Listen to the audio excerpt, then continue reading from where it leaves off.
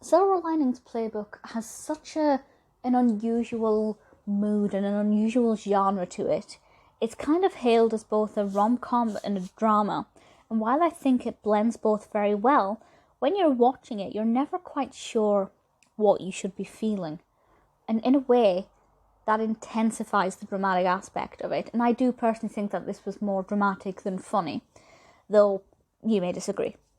It was released in 2012, directed by David O. Russell, and written by O. Russell with based on the novel by Matthew Quick. I haven't read the novel. If you've read it, I'd love to know what you think of it, how it compares, if you think it's worth reading.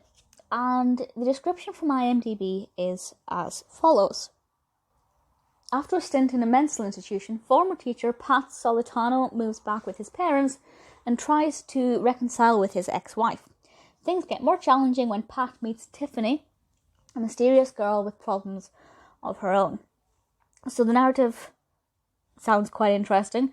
I think the execution of the narrative is very good. Obviously, given what I've read there, it does sound quite dramatic rather than comedic. But again, I think it weaves in some humour in there to take the edge off at the right moments, and I think they've got that balanced really well. In addition to the great narrative, we obviously have a great cast. Bradley Cooper plays Pat, Jennifer Lawrence as Tiffany. This was actually my first Jennifer Lawrence film, to the best of my knowledge. And as an introduction to her work, I think it's brilliant. There are some really amazing scenes here. And I think my favourite of the scenes involve dancing. I think that, to me, was the most emotive aspect of this. Those scenes in particular are beautifully shot.